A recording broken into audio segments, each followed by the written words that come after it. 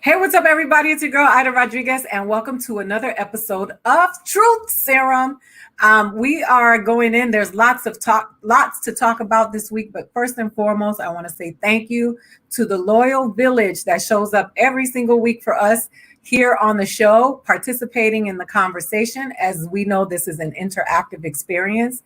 And I just want to say thank you for sharing, for donating, for just participating and being a part of this village. This week, we want to make sure that we first and foremost just extend our condolences and our familial spirit and ancestral energy over to Chadwick Boseman's wife and family, as that has been a great loss to our community, not just as entertainers, but as people of color and people as a whole, providing us with a superhero that was not just a superhero on screen, but off screen as well, has been just such an amazing story. And we will continue to uplift his name, and the Black Panther live, and our king will remain our king forever.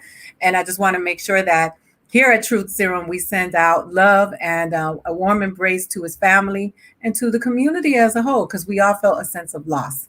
That being said, we want to just hold his name up, and we want to make sure that you are all aware that here at Truth Serum, Aida Rodriguez, my family, all of us, we just felt such a great sense of loss, and we are having Chadwick Boseman viewing parties on a weekly basis.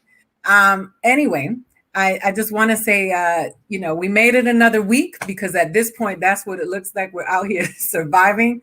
This show, I plan to have a good time. We're going to talk about the issues of the week, and we're going to make sure that we talk about it from all perspectives, as we do here on Truth Serum, is giving a voice to the people who a lot of these issues are about. Anyway, that being said, let's move forward. The people that are joining me today, my first guest is not just one of my colleagues, but one of my friends, fellow joke writer, joke tagger, security at times, going to comedy shows with me, making sure I got to my car safely, roommate. I mean, all the labels of all the comedian things that you can do. He has been that for me. And now that we have grown in our careers and we have so many things going on, we don't see each other like we used to, but we are still very connected. My brother, Clayton Thomas. What's up, Clayton? How are you? How you doing? I'm excited to be here. Thank you for having me. I'm glad you're here. And what's funny is because when I sit around with people that I have relationships with, mm-hmm. and I think about the people who I think would be a good combination of people to put together. And so this mm-hmm. other person is one of those people, because like I said, he is the only white person, the first white person that I've ever heard refer to white people as crackers, and with such vitriol and energy. But a comedian well within his right, but also the creator of that 70s show, showrunner, television writer, executive, creator, stand-up comic, and my friend, Mr. Mark Brazill. How you doing, Mark? I'm good. How are you? Good. I'm surprised you're not out there fighting right now, because you have. I know. I've been investing in bricks and matches for a good 10 years now, because I know it's coming. So I'm trying to block my air conditioner because it looks bad. It just looks cheesy. Yeah, I love you, by the way. I don't know if I mentioned that. And I just had a massive volcanic meltdown over Google Chrome and Microsoft and the evil pricks that they are. And how much more money do you need? And do you really need to track me? So if you can figure out if I need a Swiffer, and then drop into my timeline and say, hey, I swear to God, I just want to say into my phone every now and then, chocolate dildo, to see if it'll line up. They go, hey, we have chocolate dildos on sale. So I know that they're eavesdropping on me, but I'm not paranoid. Okay. All right. Mark Brazill has entered the building. So I could say, Clayton and you are two people that I always thought should meet. So look, coronavirus would have it, because Clayton is also very funny. He's also unapologetic and bold, but content creator. and he's one of those people that makes lemonade with whatever. But I wanted to I wanted to do a check-in with everybody because I think that right now we need to be checking in with each other. And so I wanted to ask you both, how are you doing? This is September of 2020, as we have been on lockdown since March. So much has happened and so much has become unhinged in the last few months. So what are you doing to stay sane in this moment of what's happening? Go ahead, Clayton. Well, for me, I really create a lot of just different shows on my channels. So I kind of barely have time to realize, oh man, we are in a pandemic right now, because everything was already, for me, I was already in the crib. So between doing my live shows, Tangerine's live shows, and interacting with my fan base, I think it hit me more at the very beginning of it, because, not going outside. But now it's like I'm so busy, it's almost like this is the new world and I've accepted it off top now. I kind of don't want to go back to the way the world was. All right. Okay. Go ahead, Mark. I noticed, Clayton, do you play like video games live online? Do you compete with other people? Oh, brother, yes. That's exactly what I'll be doing.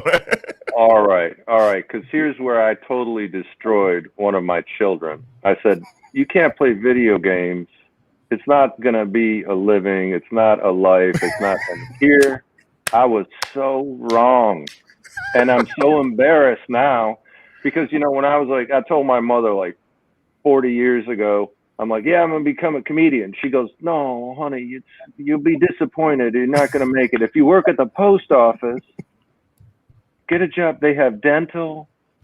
And I fucked my kid up so bad by saying, don't play video, because that's all they want to do is play video games. I was like, that's no way to live. You won't.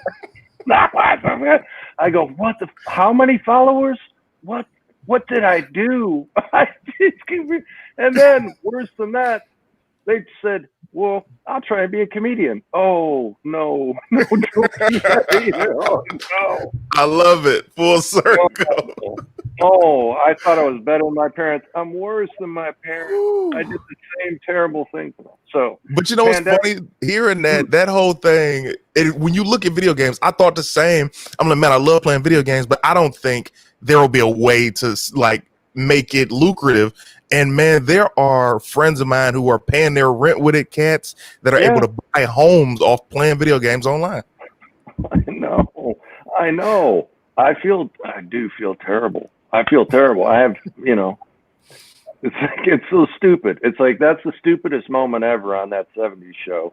But I did like a B story with Kelso and Red, and Kelso had a Pong game, and he was like, his Pong game didn't work. And he's like, well, I'm going to throw it away and Red's like, just take it apart. It's got a board in it. You solder that piece together.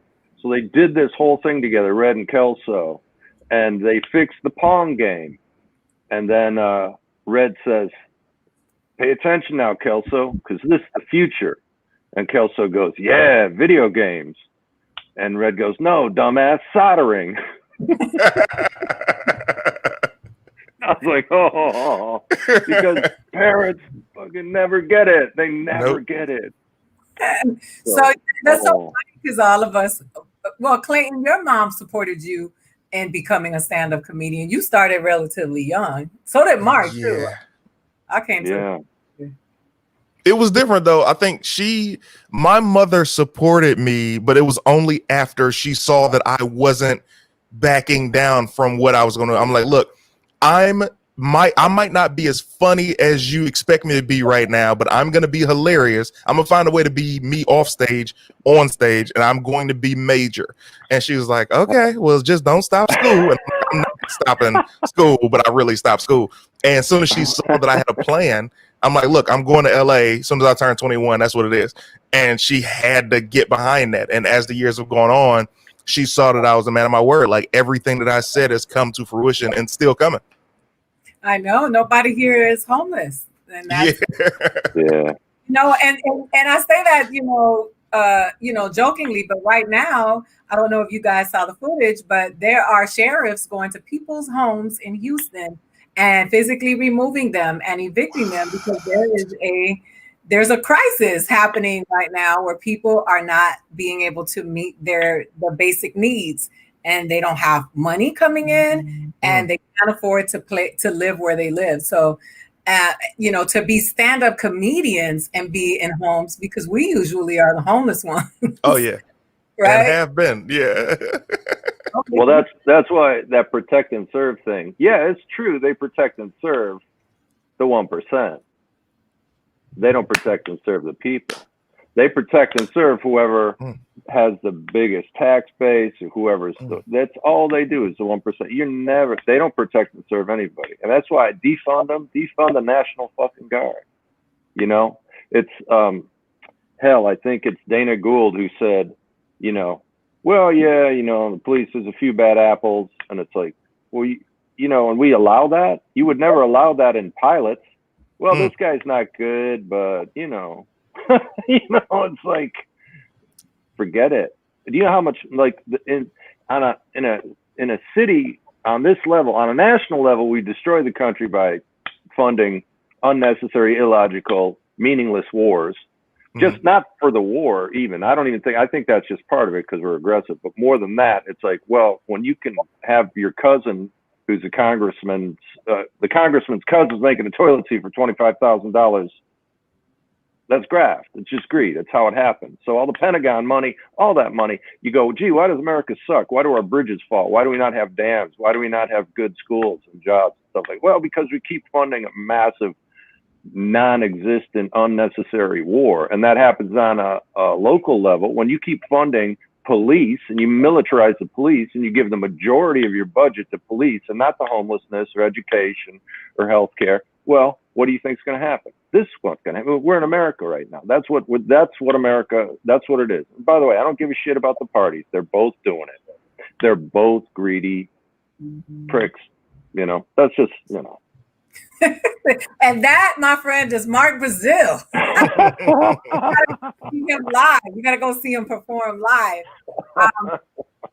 So here we like to talk about the weekly headlines. And so what I like to do is bring on my comedian friends that can, talk about these issues, but also make fun of it, because I think it's interesting. Let me start with this. Let me ask this question. Do you feel like it's harder to tell a joke now because of the climate that we're in, and you have to put so much thought into the social consequences of the joke before actually getting to the joke? Yes.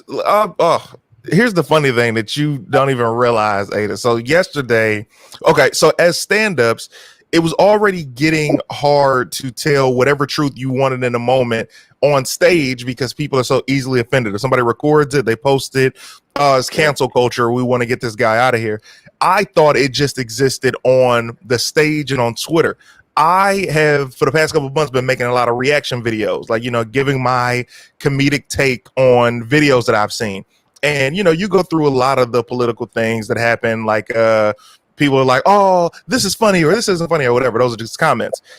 I did a video yesterday that was about a mother showing up and whooping her son because he was acting out in school. Now, a large percentage of us have gone through that in real life. So I spoke on it from a standpoint of, this is wrong for her to beat her child. However, this is her child, and I went through these exact same things. I'm not dead or in jail. Number two, I feel that the mother is wrong because she let her friend record it. And I go from that aspect. The video within an hour and a half had received 500,000 views, right? That sounds great, except what I'm about to tell you. So on YouTube, I get an email that they removed the video, right? I appealed it. Apparently sometime at like 2 a.m. they put the video back. Facebook not only took the video down, but they suspended my monetization. They told me that it was sexual exploitation. And I'm like, whoa, no. Wow. This is a kid being spanked. This isn't anything sexual. There's nothing involved in any sex with any kids, none of that. And the thing with Facebook is you can't contact anybody directly. It's all computers. So they suspended my account. I'm on punishment basically for 90 days. No video is going to be able to make money. And for the next 2 hours, because it was like a 24-hour thing, I can't comment or post anything on Facebook. Like, so when you say the fear is that they've placed upon comedy, we're so bound and restricted. I tried reaching out to Facebook people all yesterday, and everybody's like, oh yeah, just appeal it. And I'm like, fam. So this is what we're dealing with outside of the stage if you're making content online. Well, that's really that's disturbing that whoever watched that was like, oh my God, this is so sexual. Yeah. Look at her hit that kid's ass. Oh, it's wrong. It's wrong. Like, there, you got some freaks in Facebook. Watch that video and said it's sexual. Man, I couldn't believe it. I'm like, oh my God. What? If they would have just said violence, I'd have been like, okay, cool. They said, what? I just love this week. This week has been that. First of all, Trump broke Jim Gaffigan, which is absurd. Yes. I know Jim Gaffigan, sort of. He was on 70s Show. He's the nicest guy in the world. And, but I love that he finally is like, nah, fuck it. I want to see everybody, okay, I won't, but Ellen, she watched a football game with Bush. She can't say what a creep this guy is. You can speak out on all this shit, but not the fact that society is ending. And you have, here's what I realized today. Even Hitler had respect for the military. Think about that. That's why Memorial Day has been redubbed Suckers and Losers Weekend. That's what they're going to call it. Yeah, I got bounced off Twitter like 2 days ago because I said, and I didn't even use his name. I said somebody, like E. Jean Carroll wrote an article in the Atlantic about, a couple other women that Trump, sexually assaulted. And, add to all the ones he's raped. And I said, man, this guy should be endlessly punched in the mouth. And they banned me from Twitter for like 12 hours because they said it's targeted harassment. And I was like, oh, you mean like threatening to bomb other countries? Is that not targeted harassment? Because it seems like, so yeah. But you know what? I don't know that it's ever been. Listen, the problem, I think, is that there's so much more violent and stupid than they were. The QAnon people are really stupid, violent people. These are like the people that kill abortion doctors, but they would kill you because you don't believe JFK Jr. is coming back from the dead to run the country. All right, that's scary. That's a scary subset of fucking fucked up people. People that actually think, let's put that dumbass on Mount Rushmore. These are some scary, he's done nothing, And so, really, he has done nothing. There were two tweets this week. One was, if Biden was president, the stock market would take a shit. The next day, the stock market took a shit. And he's like, Fox News made the stock market take a shit. It's like craziness. It's like really, literally craziness happening right now. So I remember Barry Crimmins, who was a friend of mine, who I love, but he would say whatever he wants. So he's famous for one of the greatest jokes in the world. When somebody said, if you don't love America, why don't you leave it? He was on stage and he said, I would leave America, except I don't want to be a victim of its foreign policy. One of the greatest jokes ever written. And somebody said to Barry one time, they go, hey, are you gay? And he said, hey man, you know what? I'm whatever makes you the most uncomfortable. And so it's like being up there and telling the truth. And that's, Ida, man, you don't even have to think about the truth. When everything you say comes from the same place, you're so fucking genuine and right. And that's what's so awesome about you for me. Is that you don't have to think about it. You already, it's inherent. It's in your DNA. You're always, I just love your take so much on stuff, Yeah. And when I think about Barry, I think about you too. I think about people who just tell their truth. And it's like, and they're right, and they're always right, and it's so refreshing, you know. I mean, according to Twitter, I can be wrong too. Yeah. You said Trump didn't do anything this week, so I got some Trumps for you. Trump tells North Carolina supporters to cast 2 votes. Trump says Americans who died in war are losers and suckers. Trump wants to force immigrants to submit biometric information.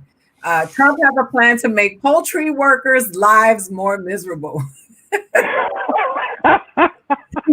He was busy. He just was not busy on Twitter. You know, it's funny because they're like, Bill Gates, he wants to put a he wants to chip you like a pet. And here Trump will come out and go, I want to put a biometric thing in you. Nothing.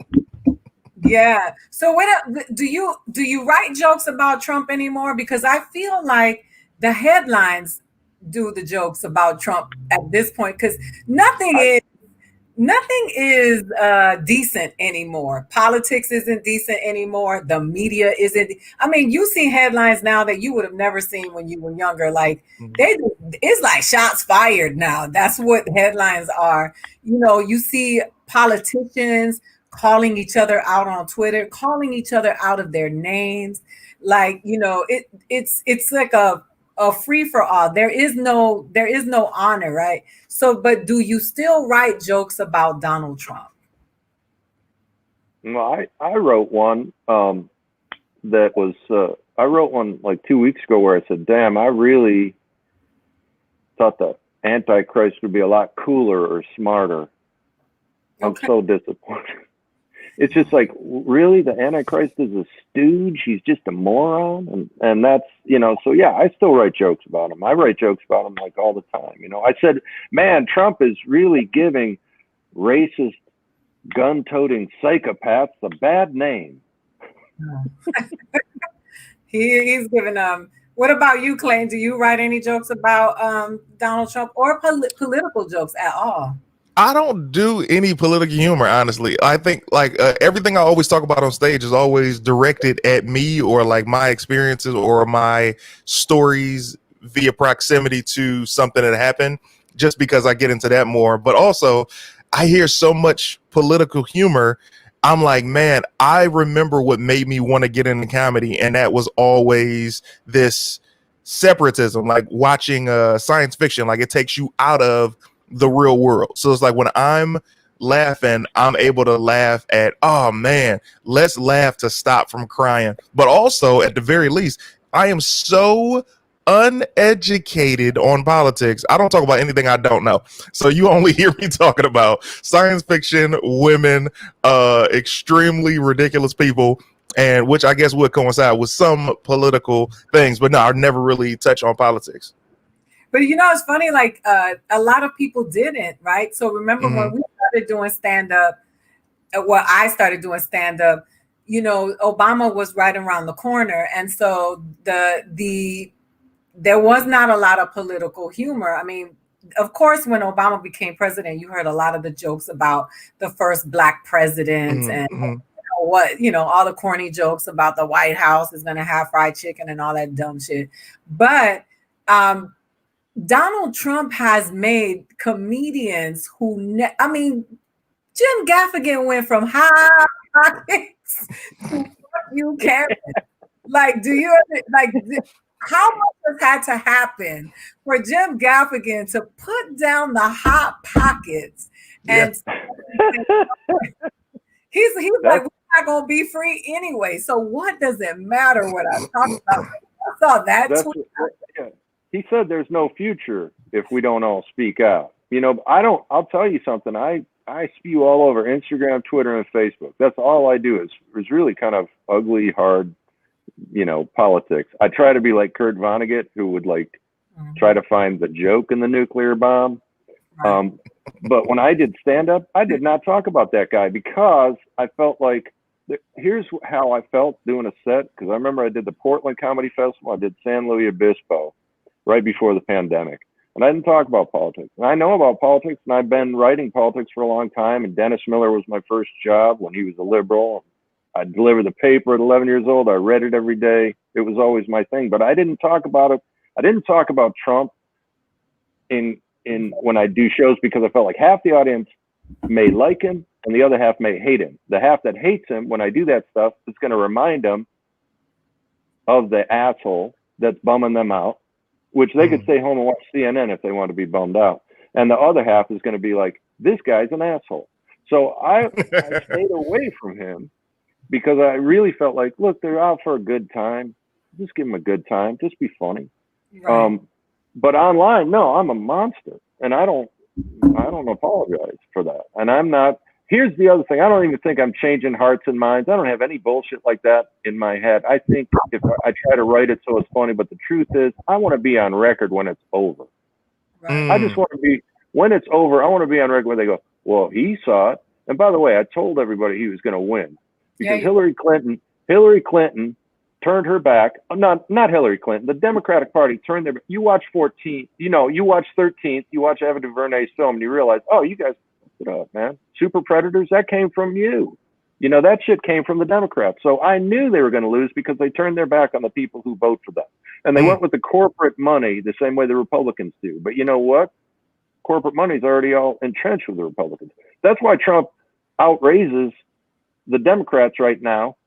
Because where do you think that money's coming from? You think the 1% wants Biden to win? And Biden's, I don't even think he's like not one of them. He is one of them, but he's not quite as good as one of them. He's not going to let them do whatever they want, take a shit in every lake, tear down national monument or tear down, national parks and drill for oil there. That's the problem. They know Biden's going to have to kind of be nuts, kind of say, hey, gee, let's throw a bone to the 99%. So, I don't know. I knew it was coming. I told everybody it was coming. I told people he's going to win, because it should never even have been close. And all they had to do was get 80,000 people in 3 states. They did the math, and Democrats didn't. That's right. You did tell us. Okay, so I want to shift gears because I don't like to give Donald Trump so much time and attention since everybody is all the time because that's what. This woman went viral yesterday. I don't know if you saw it. A white Jewish woman from Kansas City has been pretending to be Black her whole adult life. She is a professor of at GW of African and African diaspora history. And she was telling people that, let me tell you why this story is here. She was telling people that she was Afro-Latina and Puerto Rican to add insult to injury. So I don't know who should be more offended because I believe Jewish people probably be like, what, bitch? Like, really?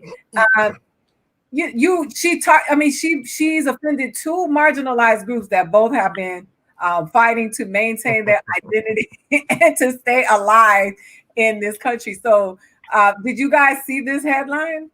I didn't, but seeing that right now, that brings me so much joy because it's like, first and foremost, when I'm looking at this picture, I'm seeing a woman on the right. Let me tell you something. That is passable, the woman on the right. As soon as you said Afro-Latina, I'm like, yeah. But here's the problem. You look at the picture on the left and you realize that shows you after you graduate high school, you can create whatever identity you want until a hater from your high school posts and the truth come out. You understand me? I'm thinking she's rebooting Soul Man. Everything's a reboot. So it's like that. I love fucking Rachel Dolezal, though. Who's ever going to top that? How do you top that? All right, that's the woman that always talks shit about AOC, isn't it? Oh, yeah, that was her. She was, yes, culture vulture, right? And she said, I'm not a culture vulture. She actually said that in her article because she wrote an op-ed about her own experience, but she was always talking shit about Alejandra Ocasio-Cortez, who is Puerto Rican, by the way. They always do that. Like, here's my thing. Why is it that the people who are posing as Black always do what they think Black people do? Like, I'm not going to believe you're Black because you're teaching African American studies. I'm going to think you Black because you teaching like English or math. Like, I think she might be Black, but don't go for the stereotypical, this is what Black people teach. You might as well open up a fried chicken joint. We're not going to believe you. It reminds me of the song. Every Puerto Rican thing you can do, I can do better. How much did that girl hate herself? When she looks at that picture in high school, she's like, oh, I hated that girl. I'm going to erase her. You know, it's so funny though.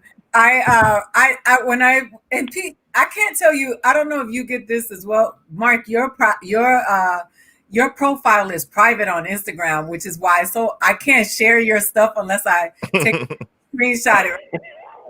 There's a reason.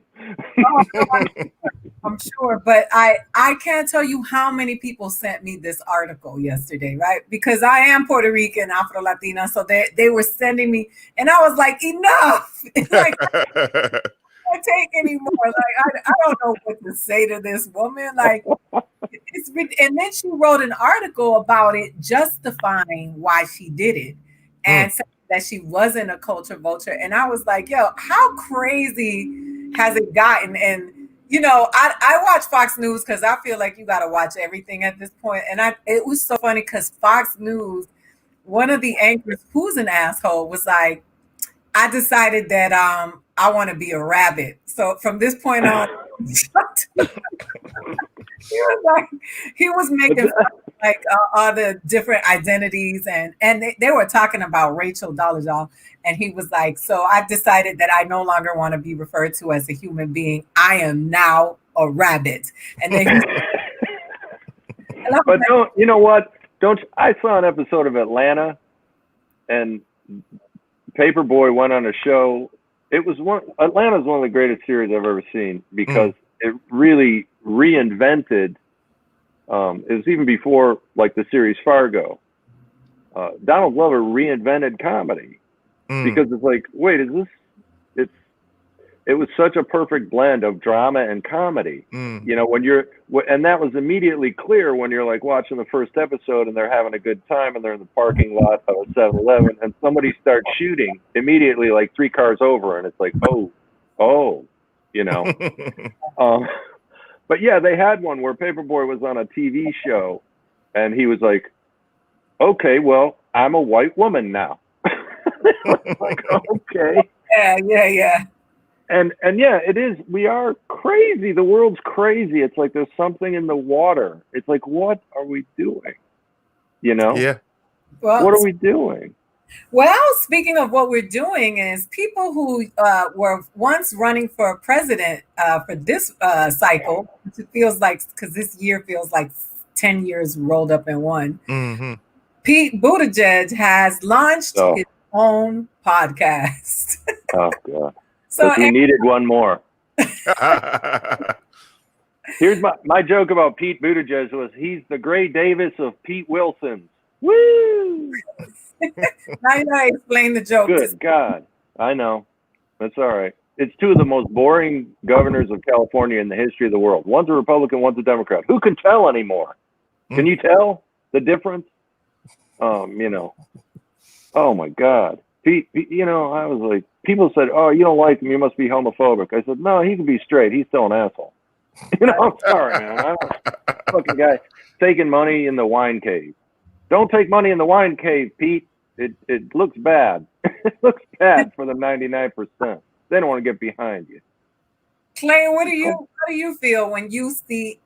Because you know, podcasts at first was something that was very popular in our comedy community, and it was for us another way for us to express comedy and another stream of revenue for us, because quite honestly, comedians don't have a union and we don't get properly compensated most of the time. So you see everybody and their mama has a podcast now.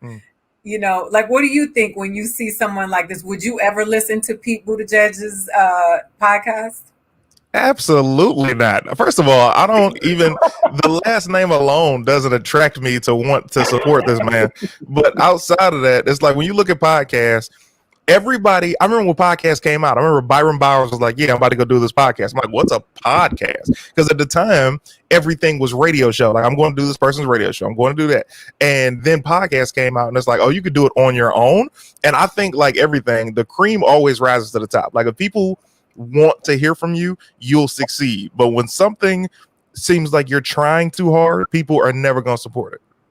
Yeah, I know. And you know what? Mark made an interesting point, right? Like, because of what's happening right now. And I believe in fairness, right? So that means that everybody gets it. So that's been my brand of humor forever. And it's always been that way because I feel like I come from so many marginalized groups. I can make fun of whatever. And then someone pushed back and said, no, because you have privilege, because you have a lighter complexion. You have privilege because you can walk and you have arms. And I'm thinking people say stuff like that. You're able, which is fine. But then what I've learned is two things. People who belong to groups that are marginalized don't want to be pandered to. They say, like the joke about the blind people that I did that I posted on Instagram was because a blind person said to me after a show, you know, I heckled you. I told you I was blind and you still didn't make fun of me. And I feel like that's insulting. Like he was like, if it's really about inclusion and diversity, make fun of me too. And I said, yeah, I can't, because a bunch of white bitches are going to be the ones tweeting at you, because it's not even about that anymore. But do you feel that pressure sometimes? Like, as a straight man, you can't make fun of a gay man. As you're skinny, you can't make fun of someone who's big. But it can happen in the reverse. But you can't do it, because if you do it, then you are being problematic. And that kind of unevens comedy, and it makes it suck a little bit, because the reality is that big people, gay people, straight people, white people, black people, they want to be included. They want to be in on the joke too. A lot of people do feel that that it is insulting not to include them. Well, I roast everybody. Go ahead, Mark. Well, Bernie, I remember I saw Bernie. Here's the other thing I want to say about Pete Buttigieg. He's going to have a podcast where he talks about bulldozing poor people's houses. Is that the first episode? All right, because that's what he did. And he did do that. He failed the black community. He did. And so, listen, okay.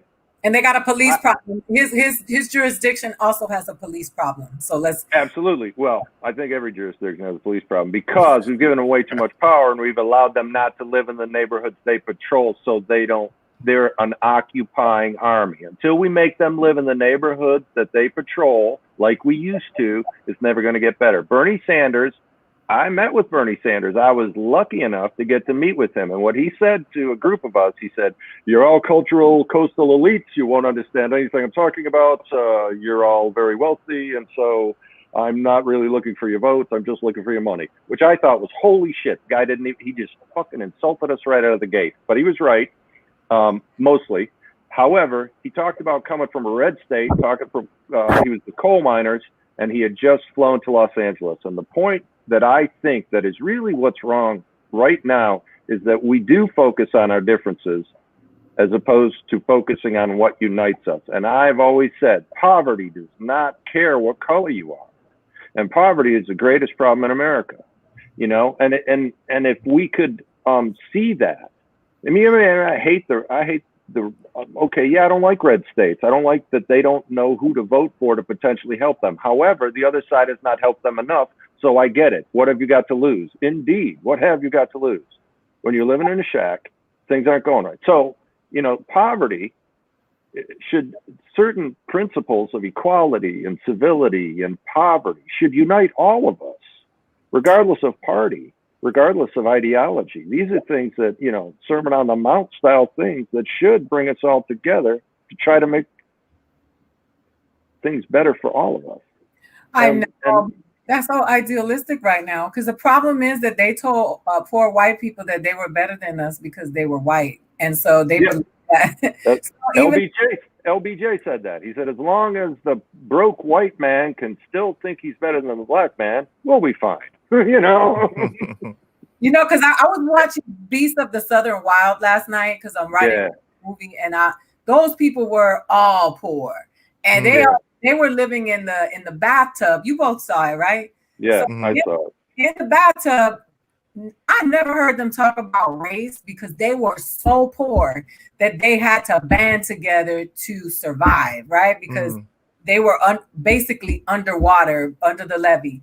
So, it's those. A lot of those things are a privileged problem, regardless of who we are, where we're from, what we're doing. If you got a roof, if you got a car, if you got a job, those are sort of privileged issues have taken the front and center place as opposed to human issues and the poverty and the people like that who are living in a place where it's like, God, don't we care? Can't we fix that first? Can't we fix that before we send, troops, money, resources to the fucking Middle East again? And I mean the Middle East, period. Well, we can, that alone is an episode unto itself. All right. So how do we write jokes about these things since nobody can say anything anymore, right? Two presidents. You've had two presidents. The first one you couldn't satirize because he was so fucking brilliant, and he was so. And then the second one you can't satirize because he's so crazy and over the top. You've had two presidents you can't make fun of for completely different reasons. It's like, wow. Right. Tan suit. Okay, so how do you write a joke about Clayton? You used to have one of my favorite jokes, right? Your joke was about how your cousin tried to molest you and tried to bribe you with a video game, right? And here you are, you make money. So apparently your cousin didn't molest you because you didn't traumatize where you could play video games anymore. That's somebody. That's how you got into it.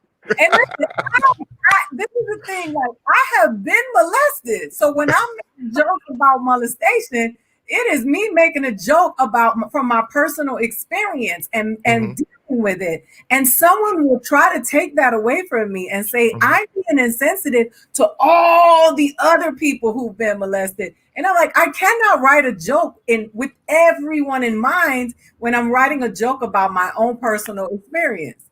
So when you say that, it's okay for me from this point and from the previous point. I am somebody who, when I see somebody in a wheelchair and I'm on stage, the first thing I say is something about that person in the wheelchair, because I know that they're feeling like I want to be included, but I also don't want to be offended.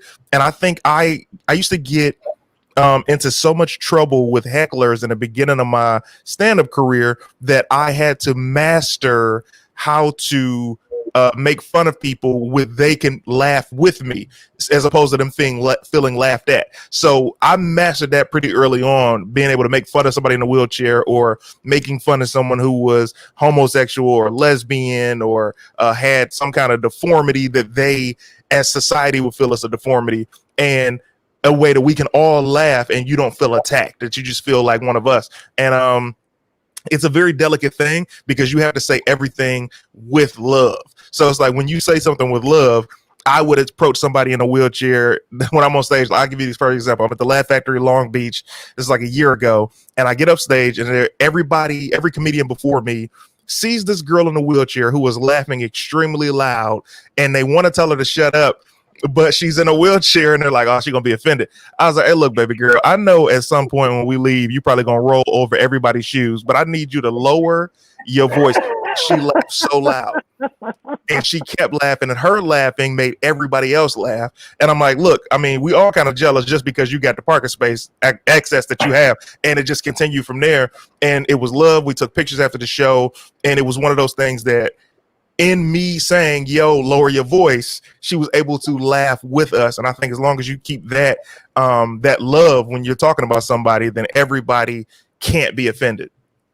But my question is, which is a great point, because I think I shared it here before. I did a joke at Flappers, and I have a joke about lesbians. Tangerine is on here because I know Tangerine used to always come to my shows and laugh and fall on the ground. And she would really boost me up. But this woman came up to me after the show. She was a professor at UCLA and told me that she would like to coach me on my comedy and how it could be more sensitive, specifically to lesbians, not LGBTQIA plus, like the whole group. I mean, not the whole group, but the everyone else, just her group. But she laughed at the jokes about the Black people and the Mexicans, and she gave me her number, and she was like, "You can call me, and I can sit down, and I can help you write your set." And I could tell this bitch has never been funny a day in her life. I was looking at her, but I was so offended by her because she was a white woman who is tenured at UCLA. I'm a stand-up comedian. I was getting $25 for that set, and she was telling, she came and employed her knowledge and her privilege and spoke on behalf of everybody else. Mind you, there were other lesbians in that audience that were like, "Yo, that shit was so funny." Like, yo, like it is so annoying. So when you talk about sensitive issues, how do you talk about these now with there's always a new, I'm on a hiatus blog. You know what that is? A hiatus blog. I did my joke about how I don't date short men because they make me feel big. And they right? And they put me on a blog that was like, anti-hiatusm is real. And had a picture of me with my last comic standing dress. And they were like, Aida Rodriguez is a hiatus. And I thought it was a joke. They were serious. See, I have. Go ahead, Mark. Yeah, go ahead. No, I have an issue with like when people are like POC. It's like, well, okay. When they identify, I'm not going to say a name. I'm just going to say they identify. I said, "Were you relatives brought over in the bottom of a boat?" Woo! No, you just somebody just didn't. They didn't let you in that class because. So I won't say what, but I'm just saying there's a difference. Okay, can we get past the difference? But it's like. Cancel culture, I swear to God, it's like that's an antithesis of saying truth. But the other thing I noticed, the people that don't apologize never take the hit. When you apologize, you're dead. South Park, Joe Rogan, whoever, they don't apologize and they don't get canceled because they know who watches them. And it's the same thing. We know who watches us. Don't apologize. If you're going to say it, just say it. Just own it, And there's going to be, it's not that you can't say anything you want. It's that you can't not get repercussions from certain people. But cancel is horrible. I'm not, the bad news is like Dennis Miller. I can remember him standing up for 2 Live Crew when they were banned in Florida. And it's not about the speaker. It's about the right. And that's unfortunate and messy and American. Clayton, what you were going to say? It's like when you're writing these things, I completely agree with Mark. It's like once you don't apologize, it's like, oh well, that person didn't apologize. I guess we got to move on. We look at Dave Chappelle, he has the crown as the king. You understand me? Like Eddie Murphy will always be the king to me. I mean, obviously Richard Pryor set the stage, but Eddie Murphy to me is the king. But Dave Chappelle has the crown on his head, and he says such things, and he never apologizes, and he speaks the truth. And then you look at the comedians who are forced to apologize, how they're always, once you apologize once, they're going to make you apologize for everything. So now your power is gone. So in this society, you're not going to not offend somebody. So once you know your audience, just like Mark said, I know the people who are going to support and buy tickets from me. But at the same time, I know how to deliver my material. I'll give you this example of one of my bits because there's no time soon that I'll ever be performing it. But the joke, I say, I bought a shirt, a Reading Rainbow shirt, and my wife said, yo, you can't wear that shirt. That's gay. Rainbow is gay. I said, it's the Reading Rainbow. She said, I'm sorry, it's gay. You can't wear it. I said, yo, and then I asked him, like, do we have any LGBTQ in the building tonight? And of course, you usually get like 2 or 3 claps because everybody doesn't know what you're about to say, so they don't want to admit it. And then I'm like, let me just say this. First of all, I have nothing but love and respect for the LGBTQ community. You guys are amazing. I think that the fact that you guys are able to live your truth in spite of so many bigoted, hateful people, don't ever stop being yourself. It usually gets an applause break. As soon as that happens, I say, here's my question to the LGBTQ. Who the fuck said y'all could have the rainbow as your logo? This is a community decision. We got to vote on this shit. You can't just take the rainbow. Y'all got to take colors. We ain't gonna miss no more. You got to take brown. Ain't nobody gonna miss brown. And then I go from there. So here's the situation where you build them up. So now everybody's on the same playing field and we'll laugh and you're not feeling attacked. So every one of my bits, I try to write from a place of let me catch you off guard, but at the same time, let me let you know my beef is what my wife is telling me about something I grew up loving and not against what you guys are doing. Right. Clayton, you have such, what you did with the person in the wheelchair. It's so kind and a deft hand and funny. Thank you. And that's really the point here. You can say so many things as long as you're not shitty. You can make so many more points with honey than vinegar. And that's how you get people to come over. And that's what I think humor is all about. When Swift said we should eat Irish baby, he wasn't serious. He was fighting against the English, starving them. He was like, hey, why don't we just eat the Irish babies? That way we won't have to deal with them anymore. So it's like, that's hard to do nowadays because people are so sensitive. Yeah. Like nobody, I'm sorry to do a bit, but I was raised Catholic and I was there, but for the grace of God and somebody walking in the room, my molestation would have gone further. And, but the joke I wrote about it was, oh, I was such a beautiful child. I drove all the priests wild. And that's not a lie. I look like an angel. It's like, come sit on my lap, you little angel. All right, and that happened. And it was like, but anyway, I had to get that in there. I thought maybe somebody at home is not offended yet, and I'd like to include everyone. I'm inclusive. But you know what? The funny thing is that that joke that you just made and the joke that I referenced earlier of Clayton talking about his cousin trying to molest him with what was the video game? It was a Sega. It was the Sega. Yeah. Because you've said it, let me just give the outline of it because I don't want people because this is so easily misconstrued. At least get a PS if you're gonna get molested. No. So I'm 8 years old, and my cousin is like, "Yo, why don't you come over and play Sonic?" Sonic was the hottest game on Sega at the time, right? So I go over the house, and it's just he and I'm not seeing where he is. I'm like, "Yo, where you at?" He's upstairs, and I'm like, "All right, I'm coming." So I get up there, he's not in the room, and then he opens up the closet door, and he's butt ass naked, and I'm like, "Hey man, where are your clothes at?" And he's like, just put your clothes over there. I was like, for what? He's like, we want to play the game. I'm like, why do we have to play the game naked, right? At this point, his older sister, which is my older cousin, comes in the room and says, yo, why are y'all naked? Before I could say anything, he was like, we was playing house. I'm like, no, the fuck we wasn't. Okay. He was like, yeah, we was just wrestling. I'm like, I ain't never seen Hogan wrestle with his dick out. This is not a part of the game whatsoever. So needless to say, nothing happens. I get home. My mom was like, what? Did he touch you? I'm like, no, I just want to play the game. Like to this day, can I play the game? So it was one of those situations, but nothing, I didn't, thank God, but yeah. Listen, my point was that because you are able to tell a joke like that, and Mark is able to tell that joke, that frees a lot of men from those types of experiences that they're ashamed to talk about, shame into not talking about, right? Because it is a sensitive matter. But if you listen to comedians who are people and they're talking about the things that are relatable to us, because every single one of y'all have had inappropriate relationships with women that were older than you at a young age. So many male comedians that I know, their first sexual experience was with a grown ass woman, right? Like, oh yeah.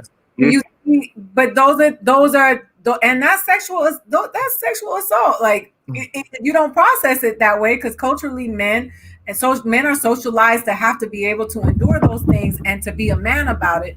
But because of comedy, we're able to have these conversations and you talk about these things that free a lot of men who would not ordinarily talk about something like that. And they'd be like, yeah, my cousin did try to get me, but he tried to get me with a Atari because I'm older.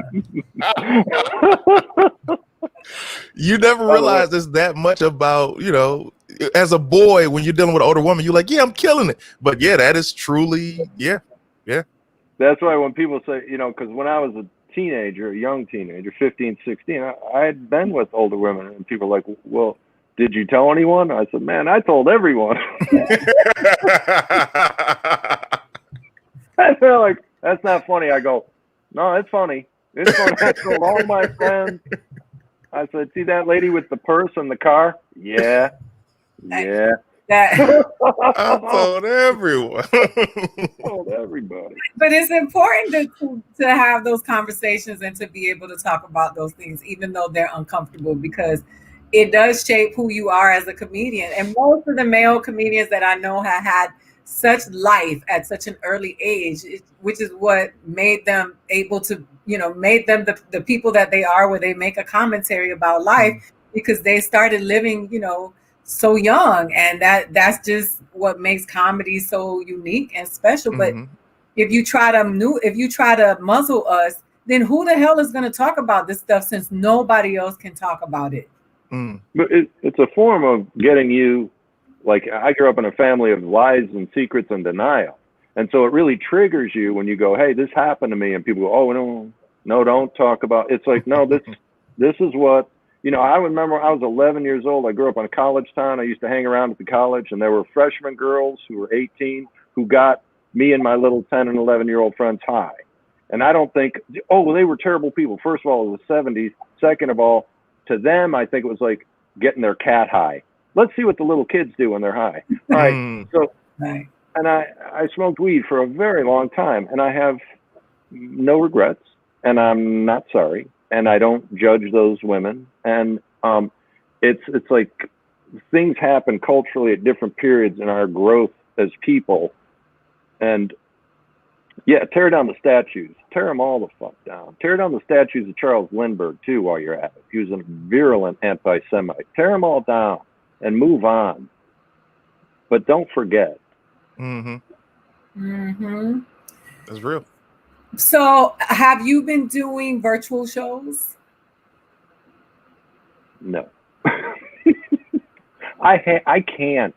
I gave up stand-up for literally 20 years, and I loved it, but I had children. I was raising them, and then when they both were out of college, I thought, I can go back and do what I want and stay out late at night. And so I did. And I love it. And I love, to me, it's like the Miles Davis thing, where it's like you have to be in the room, it has to be happening, it has to be a back and forth, and that's not going to happen on Zoom. And it's not that I'm like like some kind of elitist or whatever. It's like I need to be in the room with the people for it to kind of do what it does for me.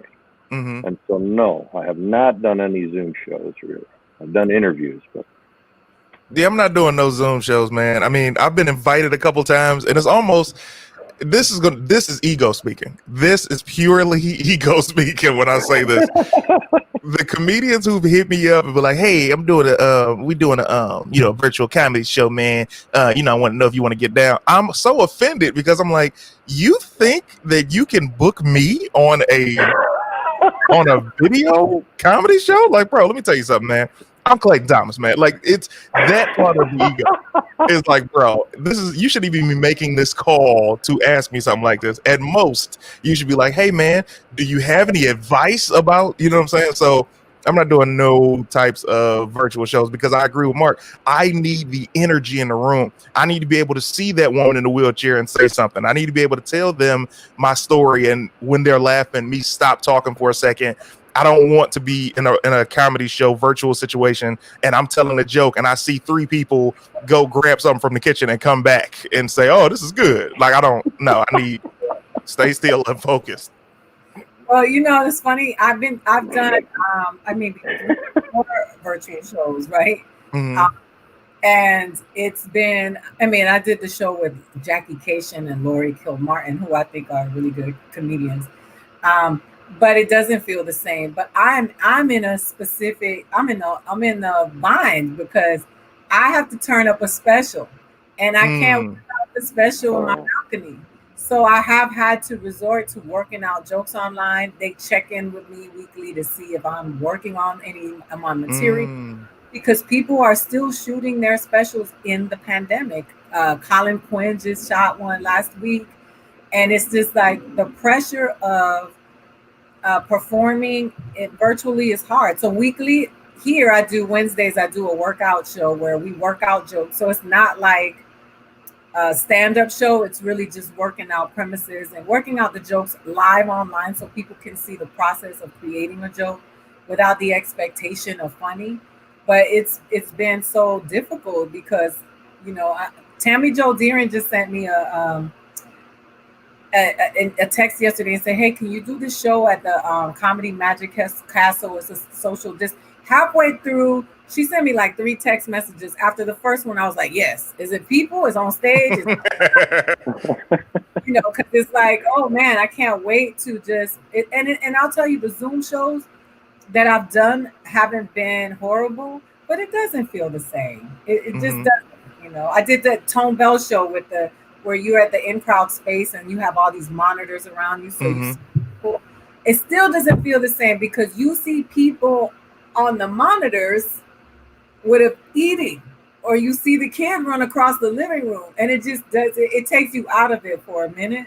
So it's been, I don't think people understand how traumatic this is. And I know it sounds very privileged, but for people whose jobs are live performance and interact with people, it's hard. Well, but that's what it is. Go ahead, Mark. The longer Zoom's gone on, the more comfortable people are, and that's a mistake, because it's like they do. You look inside their life and you go, "Oh, that's sad. That's just grim." They're eating SpaghettiOs in a dirty shirt, and they're like, "We can see you. We can see you." And but Ida was really terrible. Is you had just done the Tiffany thing, and you get a special, and you're on the cusp of this stuff, and then it's like the universe goes, "Yeah, no, we're all going to shut that. We're going to shut all that shit down. We're really sad." And that's like you work a lifetime to get to this point, and then everybody's like, "No, pause." I'm like, I have a friend, Hannah Einbinder, who's my ex-wife's stepdaughter. She was on the cusp. She'd done Just for Laughs. She was just like, and Eddie Pepitone has a special come out. He's a friend of mine. And I'm just like, God damn, the universe's timing is all horrible.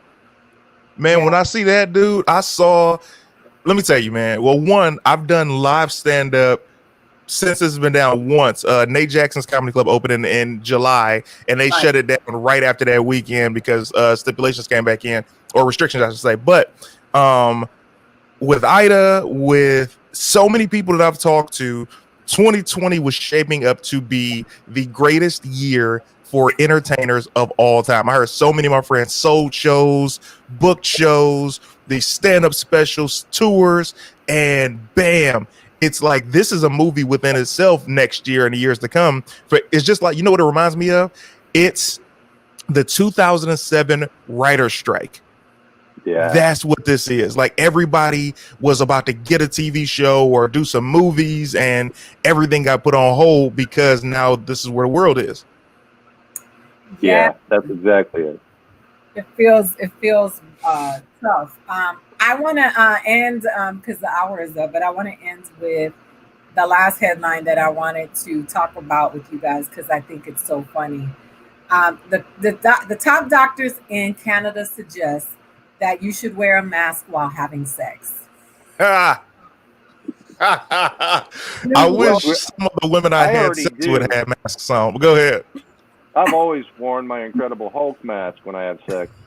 That's just how I roll. And, I fear intimacy, so it's all cool.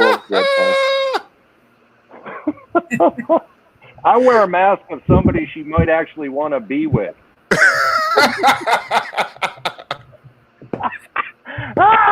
I put on my Ryan Gosling and get to work.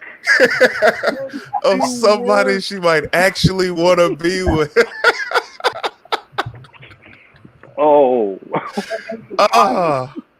Bro, that mask, man, let me tell you something. First of all, that's not even, when you're wearing a mask in general, you can barely breathe. So if you're wearing a mask in the house, do they realize that the mask doesn't cover your genitals? So it might just pop out corona.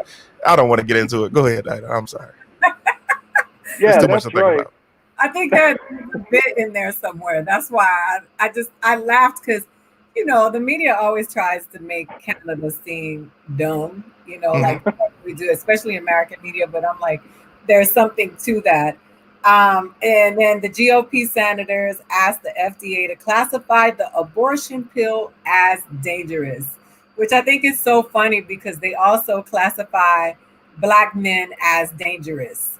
And so they fight for you to get here. And then when you get here, they do the same damn thing they did before you got here. So it's so funny to me where they're talking about, I'm writing a joke about this for my special. And I said that white women have these abortions because they know their fathers. And they're like, we're not making any more of them.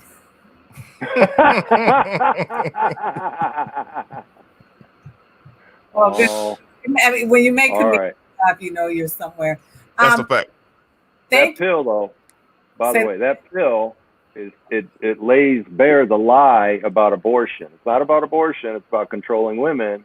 Because if it was about abortion and not controlling women, that pill would be next to the Tic Tacs when you're checking out. Everybody, hey, buy some more abortion pills. That's the lie, and that lays that lie bare. The GOP, they just want to control women. They don't like that they have opinions and shit, Yeah, of course, because they're dumb. So if you let these women open their mouths and just expose how Ted Cruz cooked bacon with a gun. We got nothing to talk about. What's the little boy from the Herman Munster? He looks like one. Sit your ass down somewhere. We got nothing to talk about. Eddie Munster, yeah. So I want to say thank you to both for being here. I would love for you to come back because this hour went by like this, and that's what happens when you're having fun. Not gonna lie, some of the shows I sit through, and Irina can see me gazing into this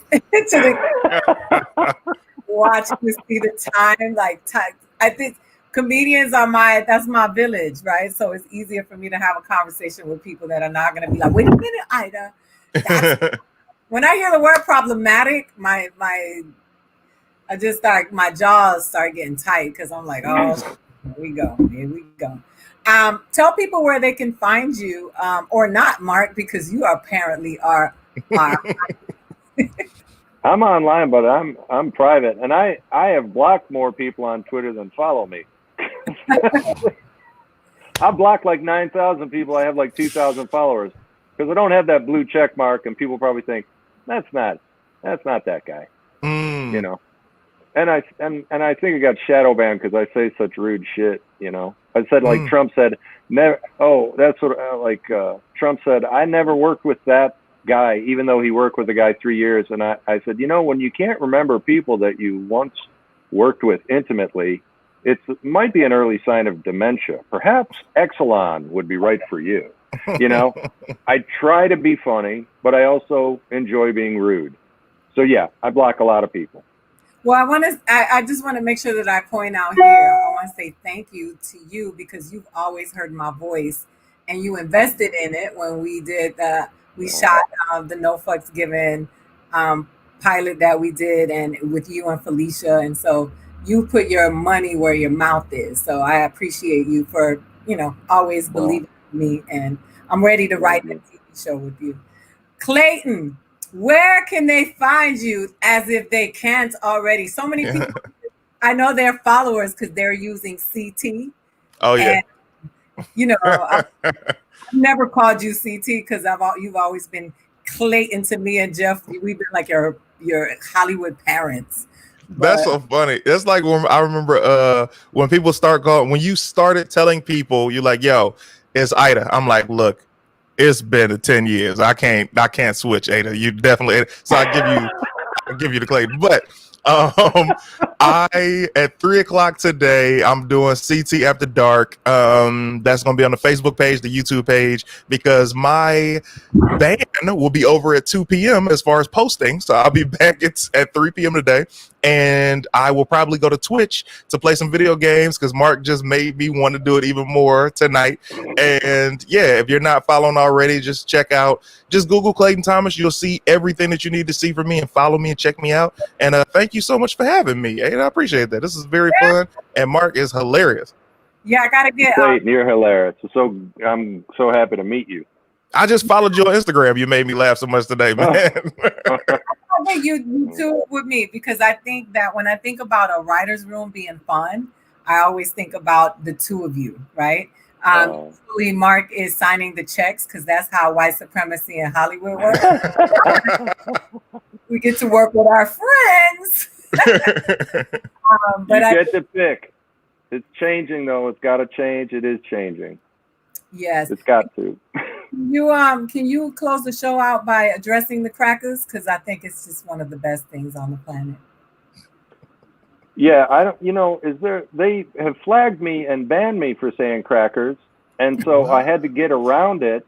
And so what I do now is I just put up a picture of saltines, and then I go, and underneath I go, you know. You know. You know. You know. And I'm not sorry. And I'm not sorry. I'm not sorry. This is how fun it is. You don't hear enough talking shit about each other. This is how fun it is. A picture of saltines and a caption that says, you know. You know.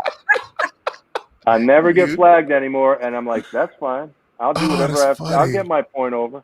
If I got to be diplomatic or smart, all right, I'll try. You know. You know. I love it. It brings me so much joy. So I want to say thank you to my audience who always shows up, and they show up for me, not just weekly, but they show up for me on Instagram. Tell your friends about the show, follow. Please support these amazing talents. And we'll be back next week with another episode of Truth Serum, where we give it to you straight with no chaser.